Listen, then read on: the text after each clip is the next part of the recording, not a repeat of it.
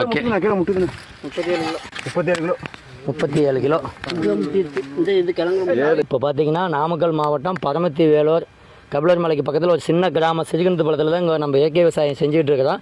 இன்றைக்கி இயற்கை விவசாயம் செஞ்சதில் இன்றைக்கி நம்ம கிழங்கு பிடுங்கியிருக்கோம். இன்றைக்கி வந்து நிறைய நண்பர்கள் கேட்டிங்க உங்களோட கிழங்கு பிடுங்கினா வீடியோ போட சொல்லி. இப்போ நம்ம இவ்வளோ நாளாக நம்ம தான் பேசினா இன்றைக்கி நம்ம கிழங்கு எப்படி இருக்குது, மண் எப்படி இருக்குதுன்ட்டு இன்றைக்கி கிழங்கு பிடுங்க வந்த நண்பர்கள் அவங்கள அறிமுகப்படுத்தி வச்சுக்கிட்டு பேசுவாங்க. அப்படின்னா நாமக்கல் மாவட்டங்க கபிலர் மலை லோகு காடு. லோகு காடு அவர் காட்டில் நாங்கள் சில இடத்துல போய் பிடிங்கிருக்கிறோம். அவ்வளோக்கு இப்படி இல்லை. இவர் இயற்கையாக கிழங்கு விவசாயம் இல்லாதனால நல்லா கிழங்கு நீட்டாக விழுந்துருச்சுங்க. நல்லா பெருசாக இருக்குது. அது இயற்கைன்றது வந்து அவர் வந்து சாணி, நம்ம சாணி நாட்டு மாட்டு சாணம் முன்னாடி எப்படி பின்னாங்களோ அந்த மாதிரி விவசாயம் பண்ணி நல்லா மகசூல் இது பண்ணிக்கிறாங்க. கொடுங்க நம்ம ஆளுங்களுக்கு பேசிட்டு எல்லாம் ஒரு பேசுங்க. இதில் பேர் என்ன, நீங்கள் எவ்வளோ நாளாக கிழங்கு பிடுங்குறீங்க சொல்லுங்கள். நீங்கள் எவ்வளோ நாளாக கிழங்கு பிடிக்கிட்டு இருக்கிறீங்க? நாங்கள் கொல்லிமலைங்க. கொல்லிமலையிலேருந்து நிறைய காடு இது வரையும் 2 மாதமாக கிழங்கு பிடிக்கிட்டு இருக்கோம். ஆனால் வந்து 2 மாதம் பிடுங்கினால இந்த காட்டில் கிழங்கு அருமையாக இருக்குது. இவர் வந்து இயற்கை விவசாயம் வந்து பண்ணுறாருங்களாம். இயற்கை விவசாயன்றது வந்து நல்லா அருமையாக இருக்குது. கிழங்கு ஒரு ஏக்கராவுக்கு வந்து ஒரு 20 டன்னுக்கு பக்கமாக இருக்குதுங்க. பரவாயில்ல, நல்லா நீட்டாக இருக்குது கிழங்கு. இது இன்னைக்கு பிடுங்கினது ஒரே கதை வேணா. அடுத்தது பேசுங்க.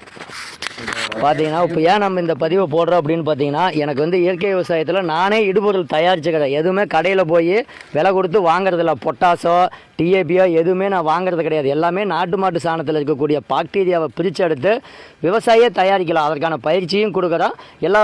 எப்படி அதுலேருந்து நாட்டு மாட்டு சாணத்துலேருந்து அந்த பாக்டீரியாவை பிரிச்செடுக்கிறதுங்கிறது லோகு இயற்கை விவசாயம் அப்படிங்கிற யூடியூப் சேனலில் போட்டிருக்கோம். அதை பார்த்தீங்கன்னாவே நீங்களும் தெரிஞ்சுக்கலாம்.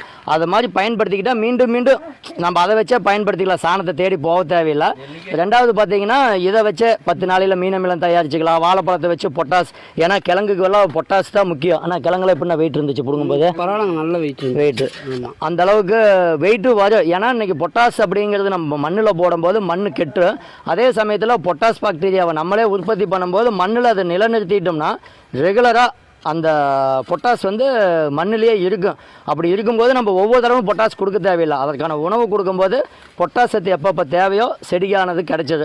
நம்ம தேங்காய்லேருந்து பொட்டாஸ் இருக்குது, நம்ம ஆட்டு புழக்க, அதோடு பார்த்திங்கன்னா நம்ம வாழைப்பழம் எல்லாமே நம்ம வீடியோவில் போட்டிருப்போம் பொட்டாஸ் எப்படி எடுக்கிறதுன்ட்டு. அந்த சாணப்பாசி கரைசலை வச்சு தான் அனைத்துமே பண்ணுறோம்.